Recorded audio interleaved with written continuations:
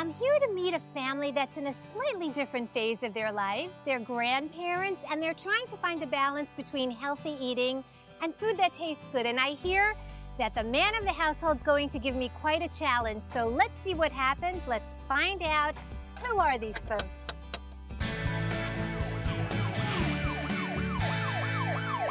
Hi, Janae. Hi, Raymond. Thank you so much for having me in your home today. Though by the time we finish, I don't know if you're going to be saying thank you. You're welcome. Now, I'm going to get a little personal.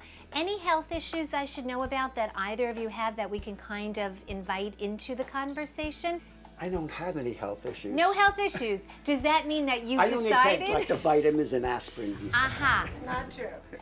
He doesn't really have health issues, but Okay. he had a stent put in a few years ago, and the doctor wants him to keep the cholesterol low. It is low, and he wants to make sure it stays low, so he does watch his cholesterol. Janae, any other issues that you're grappling with in terms of cooking, cooking healthy, cooking not healthy, anything you want to bring up to me? Well, I think we do cook pretty healthy. I just need to lose weight. And it's always good just to kind of self-realize what goals we might have to achieve, and then maybe to take a more calm approach to it. I think a lot of people do all dieting or no dieting, and we're moving in the world of nutrition more to let's get moderate, let's do some balanced eating that does allow us possibly to shed a little weight, but gradually, so that hopefully it stays off. So let's get into the fun stuff. Let's get into your cabinets, because I have a feeling Raymond and I are going to go at each other a little bit here. Quite an array of food. Honey.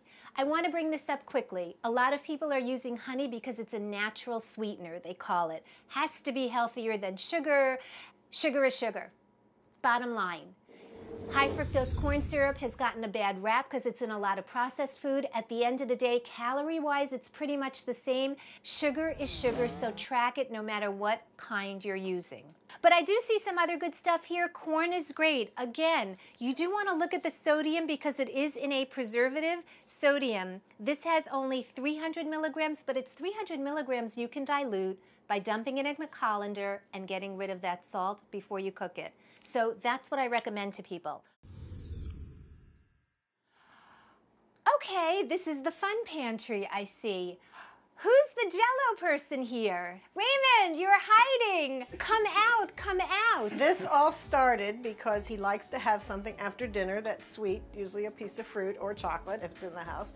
So he started making Jell-O and putting fruit in it once a week, and so now that's his huge treat.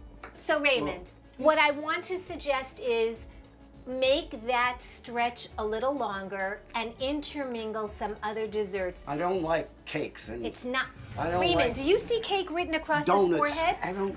Raymond, I the know, I know. nutritionist in me would never bring Let her such a tell thing you. into your life. But there are some things I think you haven't thought of that might be equal in loveliness and robust flavor and satisfy your palate without infringing on mom's recipe. So if you'll give me a chance, I'll show that to you in a moment. Great. Go right ahead. So let's go on to the fridge because I'm having such a good time here.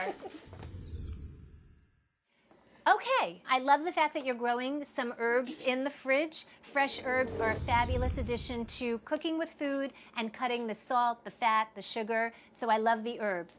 I gather this is Raymond's favorite famous Jell-O and fruit concoction, and Raymond, just gonna take it up a notch in a moment at my recipe table. Tell me what's in here, Janae. Salmon. Salmon, That I- cooked how? It's not cooked, that I cured it with salt, dill, and sugar. Let me just hear those ingredients again. Salt, dill, and sugar. Would you like to make a comment back at me now? Well, I'm sure you're going to tell me that salt and sugar is not what we should be eating. You think?